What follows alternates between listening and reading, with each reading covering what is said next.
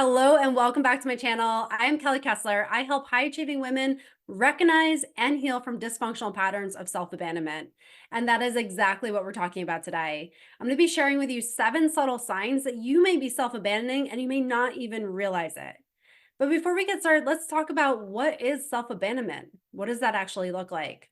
So self-abandonment is any time that you are suppressing, ignoring, or silencing your own needs and desires. And often the reason why many people do this is to get approval from others, seek out validation from others, or create a sense of safety in their life when they don't feel safe overall. And this will make more sense as I get into some of the examples. But self-abandonment is one of those things that we all kind of do on some basis. Some of our jobs require us to quiet some of the aspects of ourselves so that we can actually perform the job, to be professional. And some things are just required of us, when we're speaking to our kids or we're in a certain setting. And that is going to be part of life. The problem where it comes in with self-abandonment is when it becomes a very chronic issue where you are truly suppressing the root of who you are. You feel like you are not living in the authentic realm of who you actually are, and you are kind of losing yourself in the process. You may feel very disconnected from yourself. You're trying to put on all the fronts and trying to be the things for everybody else and trying to be the go-to person that when it comes down to it and you're in a quiet moment, you are kind of wondering what you want from life or maybe have not even contemplated it. So when self-abandonment becomes a problem is when it is consuming your life and other things are constantly taking priority over what you want for your life. It's almost like you have a story and we all have a story. Every one of us is creating a story in our life, but you're almost allowing others to write the chapters in your story rather than you being the director of your story. And that is when self-abandonment becomes very costly because we start to lose the essence of ourselves. So I want to share 7 subtle signs that you may be self-abandoning. And so start to take note as I go through these, how many of these resonate with you and you've maybe done this in your own life. I know for sure I have done all 7 in my life. And it was only till I started recognizing my own self-worth and started to speak up for myself and started to realize that I am worthy of more, that I started to see all the things that I have been doing. I literally lived most of my life with not even realizing that I was doing most of these. And most of these were happening while I was high functioning. I was achieving. You would not even notice that things were going on behind the scenes. So that's why these are so sneaky. So the first one is saying you're fine when you're not fine. I mean, I can't tell you how many times I did this. When be like, oh, someone would ask me, hey, what's going on? I'd be like, nothing, I'm fine. But I knew deep down, I am not okay. And I would even do this with people close to me. I did this with my husband. I can't tell you how many times, especially in the beginning of our relationship. He'd ask me knowing that something was wrong because you could see it on my face. And I would just say, I'm fine.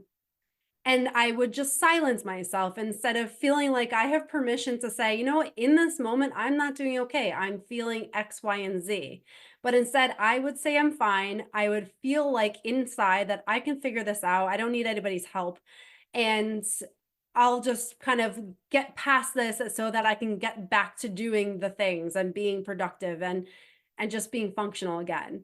So saying you're fine when you're not fine becomes this big discrepancy between what's actually coming out of your mouth and what you're feeling. And when there's a big discrepancy there, it can create this anxiety within your system. So that's one subtle sign that you're saying you're fine when you're not fine. Number 2, and I just touched on it, was not accepting help. So subtle signs of abandoning yourself is knowing that your life would probably be easier if you accepted some help, but refusing to do it. Are you that overly independent person who refuses to delegate or accept any kind of help in your life because you're kind of say to yourself, it's just easier if I do it. I can get it done quicker. I know it'll be done right. And you just do the thing. That was me for a long time too. I would just take on more than I knew I could probably handle, but I would just tell myself I can handle this. I can get through this. I'll figure it out. I'll do the dishes, I'll do the laundry, I'll work the 3 jobs, and I'll figure out a way to make it work. And I'll take care of the kids in some way, and I'll just do all the things. Even though there was help available, I would deny the help because deep down, I almost felt like it would be a vulnerability or that I wasn't as strong as I felt like I should be. And so that actually was abandoning myself because I was putting myself through the ringer and running on fumes to get it all done when I could have easily said yes to the help that was being offered. Number 3 is putting off activities that bring you joy and elevate your energy. So this can look like a lot of different things. It can look like you really want to go for a walk because it's a nice sunny day outside, but you have to do the laundry, the dishes. You have to make the lunches for tomorrow. You have to go through the mail, and you'll figure out a time tomorrow to get it done. There's just no time right now.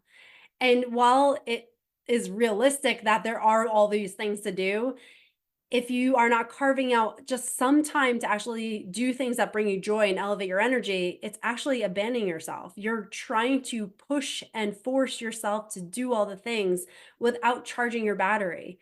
It's like forcing your phone to work when it's blinking red and it's alerting you of 10% battery, and you're like, you can do no more. I know you can. I'll plug you in tomorrow and we'll figure it out, but I know you can do more.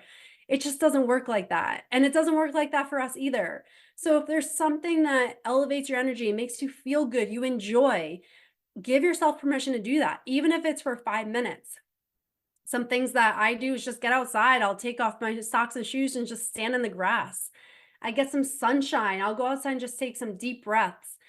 It's those little activities that I know make me feel good that helps elevate my energy. And this was something I denied myself for a long time, and have learned that this is very important, that we need these little moments throughout the day to recharge and elevate our energy. And the biggest thing is that we need to give ourselves permission to take those.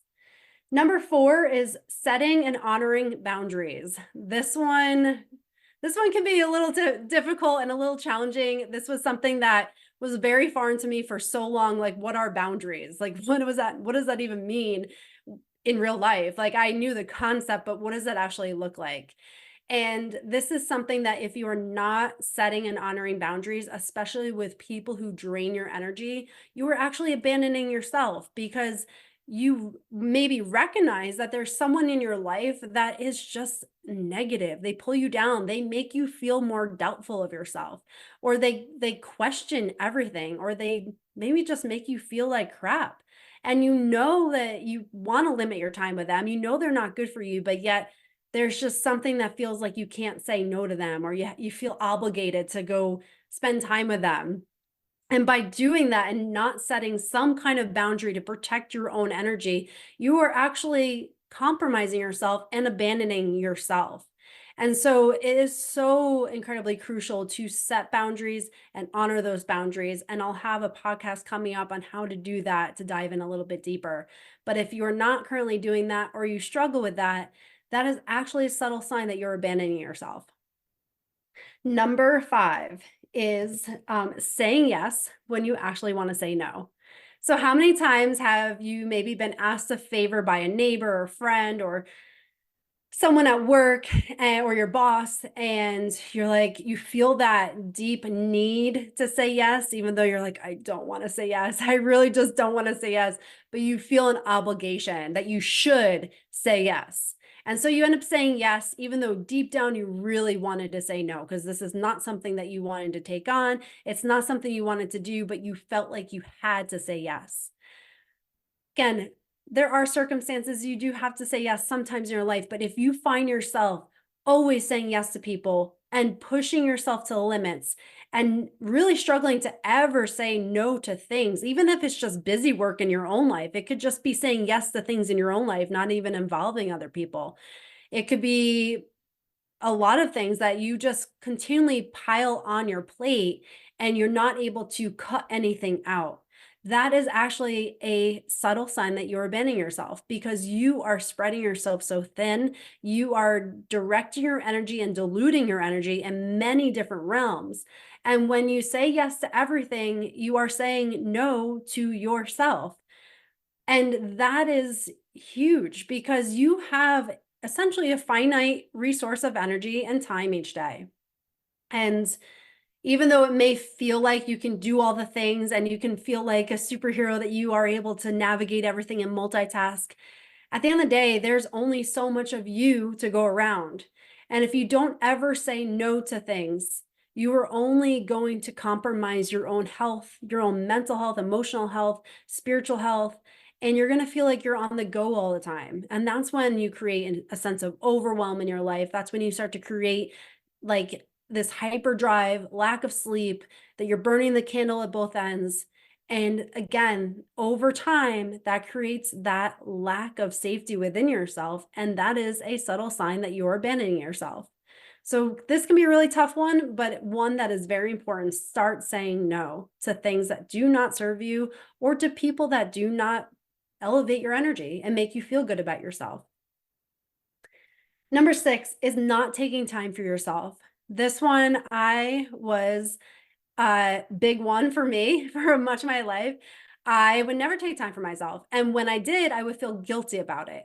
And so this was a really challenging thing to do, because first of all, I would just say, I don't have time to take for myself. Like, there was a time I was working full time, driving an hour each way, taking care of my newborn son, building a house. And that is something I would repetitively say, is like, I don't even have time for myself. And by saying I do not have time for myself, no, I was never going to create time for myself, because I was cutting it off in my head before I could even say, how could I create some time for myself? How can I navigate taking even a minute here and there to center myself, take a breath? And so if you're not taking time for yourself, even if it's 5 minutes in the morning, that is a subtle sign that you're abandoning yourself. And finally, number 7 is not eating or drinking when you're hungry or thirsty. And so this, again, you may get through the day, and have you ever worked like a long day and you get home and you're like, oh my gosh, I drank like no water today. Or I didn't even eat. I just skipped my lunch break and I just worked through my lunch break and I'm starving. And that's probably a common occurrence, and I know I experienced that myself so many times, where I'm like, "Oh my gosh, I never drank today, and I'm, like, so thirsty." And I would do this over and over again. I'd be like, "I'll drink tomorrow. I'll make sure I take a minute to, like, drink," or I'll get up from my desk and just make sure I get some food in me so I don't just work through the day. But then it seems like every day would become the same pattern, that, again, you're not eating and you're not drinking, but you are thirsty and you're hungry. And just suppressing those normal signs of your body saying, I need some sustenance, is abandoning yourself. And again, it can seem so small and just so minuscule that, yeah, you're thirsty, you're not drinking, but it is these chronic things that when you add them all together, the message you're telling yourself is that you're not worthy of your own time and energy, and that your needs are not as important as others' needs, and your desires are not as important as others' desires. And when you continually tell yourself these messages, how do you think your system reacts? Imagine if you told a child that you're not my priority. I see you're thirsty. I'll get to you when I get to you. Yeah, you're hungry. You're going to have to wait probably about 5 more hours before I get you a snack. Oh, you are really tired. Well, you just need to keep pushing through this. And whenever it's convenient for life to give you some time, you'll figure out how to get some time. Imagine how that child would feel. They would feel so neglected. And yet we do this to ourselves on a daily basis. We literally neglect ourselves and our own needs. And then we wonder why we get to the end of the day and we're completely exhausted. We feel like our mind is in a fog. We struggle to sleep. We are ruminating on everything that happened during the day. And we don't even question the behaviors that we put towards ourselves during that day, and that we literally suppressed and ignored our own needs. And when we do this day in and day out, year in and year out, that is when it becomes an issue. And what happens when we do abandon ourselves and we do suppress our own needs is that our nervous system does not feel safe. We start to create a lack of safety within our system, which is ironic because one of the very reasons we do this is to feel safe. And a lot of times we abandon ourselves at work because we are worried about our job. We do not want to lose our job. We absolutely need our job. So we will silence ourselves and do what our boss says because our job is important, because it creates safety in our life. So it can become this catch-22 in that we are creating safety in the short term by abandoning ourselves, but in the long term, we are actually creating an environment within our system that feels very unsafe. So it becomes this short-term gains for long-term compromises. And that is the challenge here. Because again, there are situations for sure that are very realistic. Yes, we all need to have an income. We need to have some kind of security. That is absolutely essential. And it's about navigating that where we can be able to acknowledge our own desires, our own needs, and not continually compromise that, and yet maintain some kind of relationship with our job that is functional. So it can be really challenging, but I'm going to give you some tips here and how to navigate that a little bit better. But this is the big thing, is that when we do self-abandon ourselves, we create an environment of lack of safety. And then our nervous system starts to go into a sympathetic response, which is a fight, flight, and freeze. This is when we start to get sick because our immunity gets compromised when we're in that state. This is why we can't think straight, because it actually impacts how our mind functions when we're in a fear, lack of safety state. It affects our hormones. It impacts our heart rate, our blood pressure elevates. It impacts our skin. It impacts our vision. Literally every system, every physical system, our muscles, our fascia, which is our connective tissue, tightens down. So we get into the really taut and tight posturing. So literally every system is impacted when this becomes a long-term thing. And our nervous system does not feel safe because we're not even honoring our own needs. So this is why some of these subtle signs that can be easily overlooked are so important to acknowledge. And so I do want to share with you something that's really important to start to do so that you can start to honor your needs and not self-abandon. And I want to make this abundantly clear that it is not a life overhaul in the way that all of a sudden you say yes to yourself and no to everything else, and then everything changes and it's butterflies and rainbows. It's not like that. The way to start honoring yourself is very small, subtle changes. And this is the only way to really move forward, is when you make these small changes that feel like, okay, maybe I could do that. Then you can start to build on that.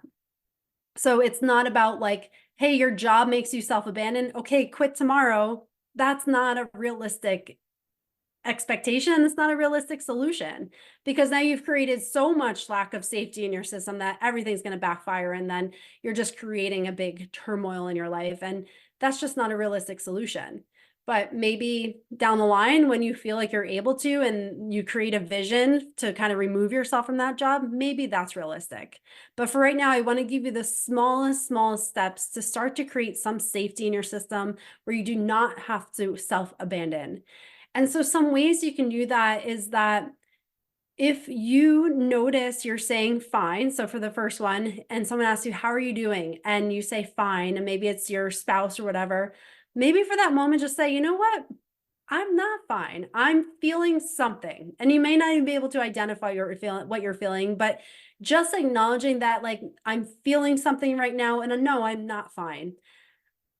That is a step in the right direction. You may not have anything beyond that, but just the mere fact that you're being authentic with how you're feeling, and that, like, I'm not fine. I don't know how I feel, but I feel something, is actually acknowledging and validating your own feelings, which is absolutely crucial.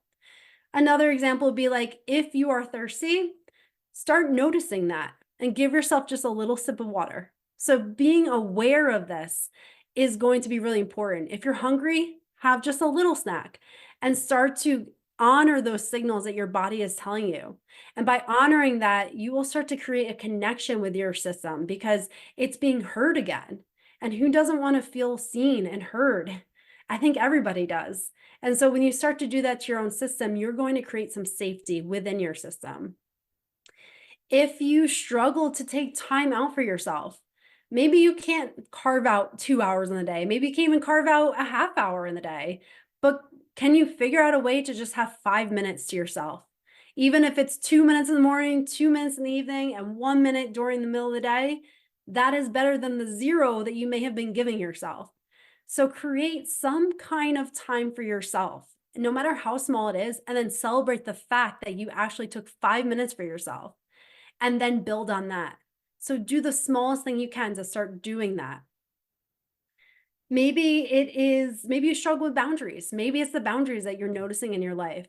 What's something that's maybe easier to say no to? So maybe it's something after work. Your coworkers are going out for drinks and you really just want to go home and relax, but you feel pressured. Maybe that's the no that you start to say no to.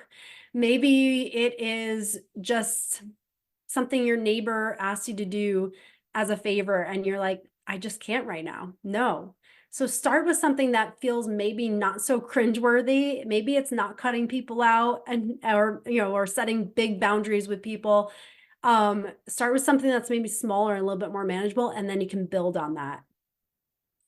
And then another one, when you're putting off activities that bring you joy, again, if you're taking that 5 minutes for yourself, just start to ask yourself, like, what do I enjoy? What do I actually enjoy? And this can be a really hard question to answer because sometimes when you're so disconnected from yourself, it's hard to even know what you enjoy. I mean, I remember a time in my life, someone asked me what I do for fun, and I'm like, I have no idea. I work. I don't even know. Like, I literally couldn't answer that at the time. So I know how hard it can be to even recognize what brings you joy, but approach it with some curiosity.